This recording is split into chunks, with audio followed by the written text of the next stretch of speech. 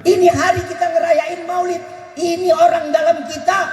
Ini maulid Nabi Muhammad SAW. Kita sedang merayakan milad atau bulan kelahiran, tanggal kelahiran seorang yang bisa berkumpulkan kita di dalam surganya Allah. Ini caranya Allah. Saya diajarin sama Habib Gures. Habib Gures kalau doa ngajarin saya bilang, Ki, kalau minta mau masuk surga jangan minta karena ibadah. Kenapa? Percuma ibadah kita nggak bakal diterima sama Allah. Bib, dari mulai balik sampai kini hari ibadah kita nggak terima, nggak bakal. Kenapa? Ibadah kita nggak pernah khusyuk. Ambil wudhu semau-maunya. Kalau lagi nggak punya duit, madepnya ke timur. Giliran punya duit lupa. Gimana manusia? Kadang maaf, beribu-ribu maaf.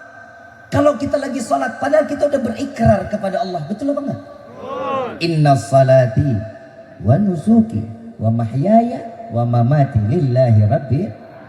Sudah belum? Kita udah ngejalanin belum? Ya Allah, aku serahkan hidupku, matiku, sedekahku, umrahku, hajiku, semua aku serahkan kepadamu ya Allah. Sudah apa belum? Gimana bilang mau khusyuk? Gimana kita bilang mau bersandar kepada Allah? Baru Al-Fatihah, la ilaha illallah, lukisan miring kita ingat. Kunci motor ketinggalan di motor kita ingat. Sendal baru beli, begitu sholat Jumatnya sendal lengit. Kompor belum dimatiin, ingat. Itu kalau lagi sholat, ternyata bukan di zaman kita doang. Dari dulu udah ada yang begini. Di zaman Sayyidina Ali karamallahu wajhah, beliau sebagai khalifah, ada satu sahabat datang kepada Sayyidina Ali. Wahai Sayyidina Ali, saya lupa naruh dirham saya di mana. Sayyidina Ali jawabinnya enak, gampang banget. Ambil wudhu. Dirham hilang apa urusannya sama wudhu? Ambil cepetan, ambil wudhu. Begitu selesai ambil wudhu, terus apa lagi? Sholat 2 rakaat. Dirham lupa naruh, disuruh sholat 2 rakaat. Hubungannya apa? Sholat. Begitu dia sholat Al-Fatihah, ingat itu dirham ada di bawah tempat tidur. Dari zaman dulu udah tahu. Kenapa? Syaitan paling gampang ngingetin sesuatu yang lupa tatkala kita lagi sholat. Maaf, beribu maaf, sholat ini luar biasa. Jujur, ayat tentang zakat Allah kirimkan lewat wasilah malaikat Jibril, disampaikan kepada Nabi Muhammad SAW. Betul? Betul? Puasa bulan Ramadan, ayat yang dititipkan lewat malaikat Jibril kepada Nabi Muhammad. Semua tentang apapun di dalam Al-Quran ila sholat, kecuali sholat Allah mengundang Nabi sampai ke Sidratil Muntaha, berjumpa dengan Allah, Allah berjumpa dengan Nabi, diberikan ayat tersebut. Betapa penting salat dalam hidup kita. Makanya saya nggak pernah bosan menyampaikan, lu mau bajingan, lu mau tukang maksiat, lu mau tukang zina, salat. Siapapun kalian, salat. Kenapa? Karena itu yang paling gampang memberikan hidayah di dalam hidup kita. Orang kalau udah salat, pandangan Allah langsung tertuju kepadanya. Sedekah kita belum tentu sedekah kita diterima sama Allah. Kita berbuat baik sama tetangga, pasti kita punya harapan orang tersebut akan berbuat baik kembali kepada kita. Tapi salat, tatkala kita merendahkan kepala di hadapan Allah, sujud di hadapan Allah, Allah pandang kita. Dan saat kita mengatakan Allahu Akbar, Allah menjawab, labbaik wa sa'daika ya abdi. Ada apa? Aku menyimak, aku mendengar panggilanmu wahai hambaku. Coba kita lihat.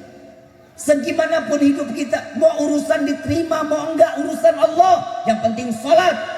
Setiap manusia diciptakan oleh Allah untuk beribadah. Bukan disuruh nyari duit yang banyak, bukan. Ibadah. Rezeki pasti bakal ngikut. Kita lihat orang saleh, Al-Habib Ali bin Abdurrahman Al-Idrus. Beliau ini menerima sesuatunya, urusan dunia, dunia ngikut. Kenapa? Karena kedekatannya dengan Allah, dunia datang. Banyak orang-orang terdahulu, maaf, kita punya guru Habib Umar bin Muhammad bin Salim bin Hafiz bin Syekh Abu Bakar bin Salih. Keliling dunia pakai pesawat jet pribadi, bukan punyanya. Setiap kali sesuatu yang dikerjakan nggak pernah bawa duit. Nunjuk jadi, nunjuk jadi. Kenapa? Dunia ngikut. Kalau orang sudah menghargai, menghormati Allah, Allah akan hargai apa yang dilakukan oleh setiap hamba. Jangan pernah khawatir. Allah nggak pernah tutup mata, tapi kita yang selalu tutup mata di hadapan Allah. Dikasih rezeki sedikit ngedumel, dikasih banyak nggak punya otak. Ini kehidupan kita. Maaf beribu maaf, Nabi Muhammad SAW, Nabi Adam diusir dari surga 40 tahun. Allah nggak dengar doanya. Tapi terakhir, ya Rabbi, ampuni dosaku dengan haknya Muhammad. Allah tanya, Adam, tahu dari mana nama Muhammad? Aku melihat tatkala aku membuka mataku di surga, aku melihat di langit surga tertulis la ilaha illallah Muhammadur Rasulullah. Maka diampuni dosanya. Diampuni dosa Nabi Adam, dipertemukan Siti Hawa dan Nabi Adam. Berkah siapa? Nabi Muhammad SAW. Jangan jauh-jauh dari Nabi Muhammad. Kita perayaan maulid seperti ini adalah perintah Allah. Allah nyuruh kita bergembira. Setelah bergembira apalagi? Di dalam Rawi Ad-Diba. Kita baca di dalam Rawi Ad-Diba. Syekh Abdurrahman Ad-Diba mengutip dari salah satu hadits qudsi yang Allah telah memerintahkan kepada malaikat Jibril, ya Jibril nadi fi sahiril mahlukat min ahlil ardi wassam. Bitahani wal bisyara. Katakan, sampaikan wahai Jibril, beritahu penghuni langit dan bumi. Sampaikan kabar kepada penghuni langit dan bumi. Berkah dari cahaya ini, karena cahaya ini aku ciptakan langit dan bumi.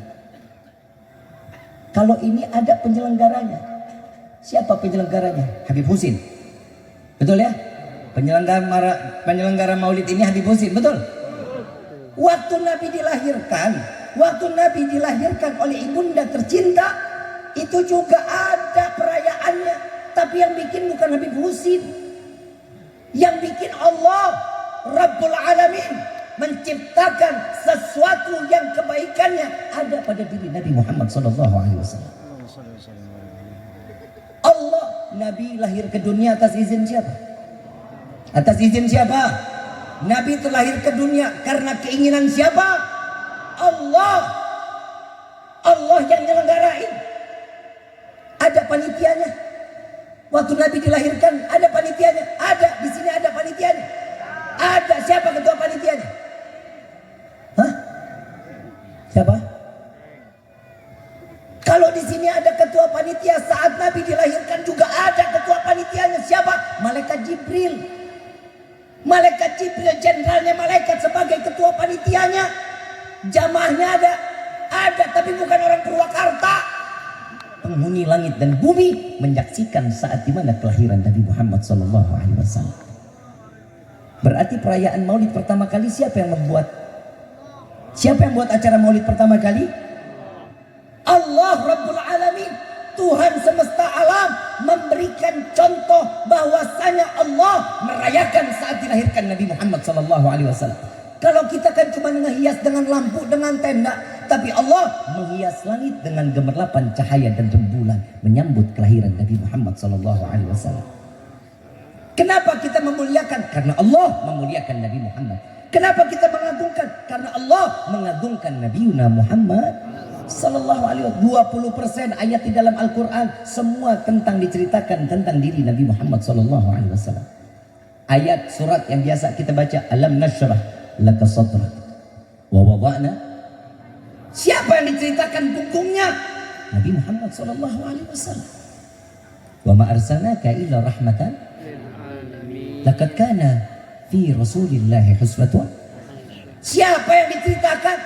Nabi Muhammad SAW. Sampai Nabi lagi tidur yang berselimut pun ada ayatnya.